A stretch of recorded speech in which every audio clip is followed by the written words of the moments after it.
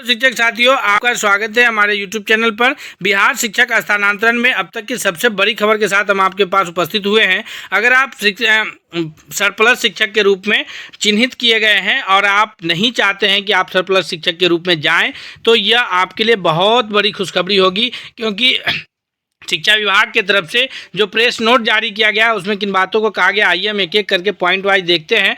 Press note है बिहार राज्य शिक्षक स्थानांतरण नियमावली 2026 के संदर्भ में जो महत्वपूर्ण जानकारियां हैं कि शिक्षकों के समायोजन समानुपातीकरण की जो प्रक्रिया शुरू हुई है वह ऐच्छिक है। जी, आपको हम पहले ही बता चुके हैं कि पिछले बार भी हम लोगों ने जो है इस बात को लेकर के आवाज़ उठाया था कि यह नियमावली जो है बिहार राज्य शिक्षक स्थानांतरण जो नियमावली 2026 बना है वह पूरी तरह से ऐच्छिक स्थानांतरण की बात करता है। तो ऐच्छिक स्थानांतरण है, तो ऐसे में किसी शिक्षकों को जबरदस्ती चिन्हित करके सरप्लस शिक्षक घोषित करके उनका स्थानांतरण किया जाना किसी भी प्रकार से उचित नहीं है। ऐच्छिक स्थानांतरण का अर्थ ही है कि जो शिक्षक की इच्छा होगी वो स्थानांतरण के लिए आवेदन करेंगे और जिनकी इच्छा नहीं होगी वो स्थानांतरण हेतु आवेदन नहीं करेंगे।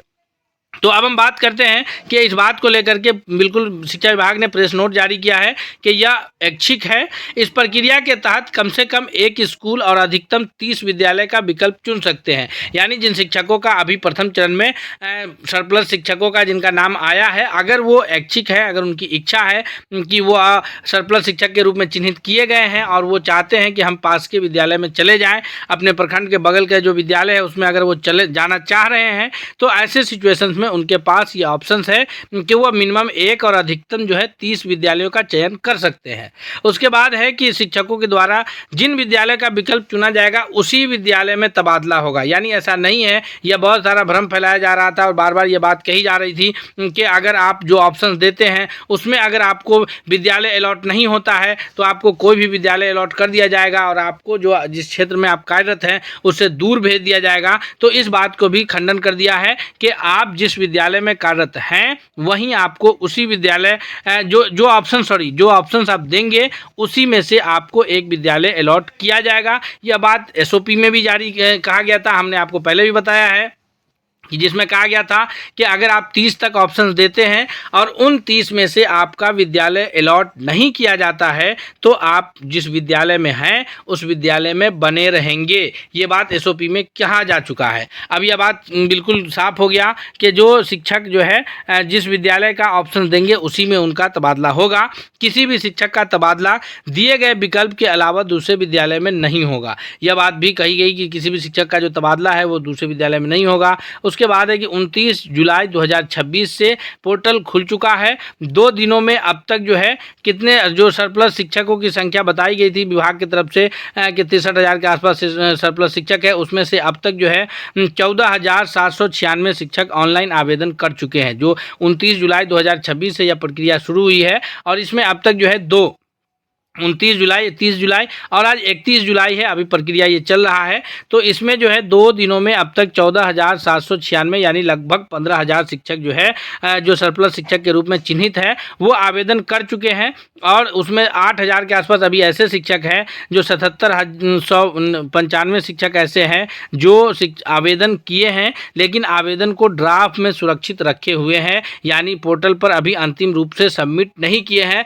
अर्थ यह है कि उनकी भी इच्छा है कि वो सरप्लस शिक्षक के रूप में अगर चिन्हित हैं तो वो आवेदन कर दें। ऐसी इच्छा जताते हुए उन्होंने जो है आवेदन किया है, लेकिन उसको अभी वो सुरक्षित रखे हुए हैं। आगे हम बात करते हैं। इस प्रकार दोनों मिलाकर के जो है कुल 22,591 अधिशेष शिक्षक आवेदन से जुड़ चुके हैं और बच्चे के जो शिक्षक है, चूँकि अभी समय भी बचा है, अभी 5 अगस्त 2026 तक जो है अधिशेष या सरप्लस शिक्षकों को आवेदन करने का टाइम है। इसके साथ साथ म्यूचुअल ट्रांसफ़र यानी पारस्परिक स्थानांतरण के लिए भी शिक्षक जो है लगातार आवेदन कर रहे हैं। पारस्परिक स्थानांतरण के लिए बीते 2 दिनों में जो है 2142 शिक्षकों ने आवेदन किया है, यानी 2142 शिक्षक ने आवेदन कर दिए हैं। इतने शिक्षकों का ग्रुप बन चुका है। उसके बाद है कि शिक्षकों के आवेदन में हो रही असुविधा को दूर करने के लिए कमांड एंड कंट्रोल सेंटर की ओर से टोल फ्री नंबर जारी किए जा रहे हैं। जी, आप हमारे स्क्रीन पर देख सकते हैं कि command command and control centre का जो टोल फ्री नंबर है वो आप स्क्रीन पर देख सकते हैं। इसके अलावा शिक्षा कोष का हेल्प डेस्क नंबर भी जारी किया जा रहा है। ये आप अगर किसी तरह की समस्या आ रही है, आवेदन करने में किसी भी तरह का कोई परेशानी आ रहा है, या अगर ऐसा लग रहा है कि आपका जो मानक है, मानक के अतिरिक्त आपको सरप्लस घोषित कर दिया गया है, या फिर अगर ऐसा लग रहा है कि आपको गलत तरीके से सरप्लस घोषित किया गया है, आपके विद्यालय में दूसरे शिक्षकों को सरप्लस होना चाहिए था, तो यहाँ पर जो है हेल्पलाइन नंबर दिए गए हैं। आप इन हेल्पलाइन नंबर पर संपर्क करके अपना जो ये है वो लिखा सकते हैं। आइए हम आगे की जानकारी में चलते हैं। बिहार सरकार की शिक्षा विभाग की तरफ से एक और अधिसूचना जारी हुआ है, जिसका ज्ञापांक 839 दिनांक 31/7/2026 है।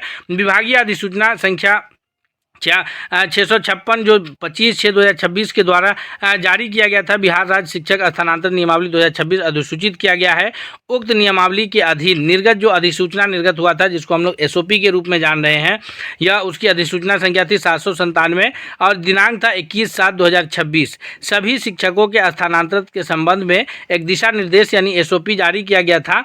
उक्त अधिसूचना की कंडिका 21 में यह बात रखा गया था कि जिन विद्यालयों का प्रत्येक प्रखंड में हर एक जिला के प्रत्येक प्रखंड में एक मॉडल विद्यालय के रूप में विद्यालय को चिन्हित किया गया था, जो कक्षा 9 से लेकर के 12 तक के बच्चों के लिए है, तो उसका नाम दिया गया था सरस्वती विद्या निकेतन। तो जो शिक्षक सरस्वती विद्या निकेतन विद्यालय में कार्यरत हैं, या फिर जो शिक्षक उसमें जो है कार्य कर रहे हैं अभी प्रतिनियोजन में, तो उन शिक्षकों के स्थानांतरण की प्रक्रिया को रोक लगा दिया गया था, यानी मॉडल स्कूल के टीचर्स को स्थानांतरण प्रक्रिया से अलग रखा गया था। लेकिन इस अधिसूचना के बाद, अधिसूचना संख्या 839 के पश्चात, यह बात बिल्कुल स्पष्ट है कि बिहार राज्य शिक्षक स्थानांतरण नियमावली 2026 के नियम 11 में निहित संशोधन की शक्ति का प्रयोग करते हुए अधिसूचना संख्या 797 दिनांक 21/7/26 की कंडिका 21 में वर्णित जो प्रावधान है उसको शिथिल कर दिया गया। यानी अब जो सरस्वती विद्या निकेतन के शिक्षक हैं,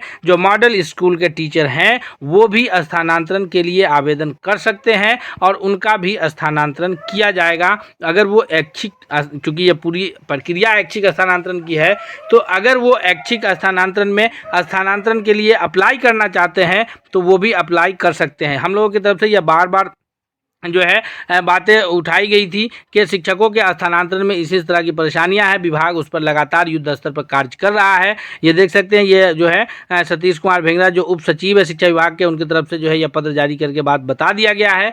तो अब स्पष्ट हो गया कि जो भी शिक्षक मॉडल स्कूल में चयनित हैं उन शिक्षकों का भी अब स्थानांतरण किया जाएगा। दोस्तों, हम शिक्षा विभाग से जुड़े जितने भी अपडेट्स हैं वो सभी हम आपको सबसे पहले उपलब्ध कराने की कोशिश करते हैं, ताकि आपको किसी तरह की कोई दिक्कत ना हो। आपकी समस्याएं जो भी रहती है हम उस समस्याओं पर भी आपको चर्चा करते हैं, जिससे विभाग के तरफ से यह बात संज्ञान में जल्द से जल्द आ जाता है, ताकि आपके स्थानांतरण में किसी तरह की दिक्कत हो तो यह आपको जल्द से जल्द जो है आसानी हो। हमने इस पर भी काम किया था कि ताकि जो है जो शिक्षक स्थानांतरण में इच्छा नहीं रखते हैं तो वो उसमें अप्लाई ना करें। विभाग की तरफ से प्रेस नोट जारी करके यह बात कर दिया गया है। हम उम्मीद करते हैं कि यह खबर आपके लिए लाभकारी होगा। चलिए मिलते हैं अगले नए अपडेट के साथ, तब तक के लिए बहुत बहुत धन्यवाद।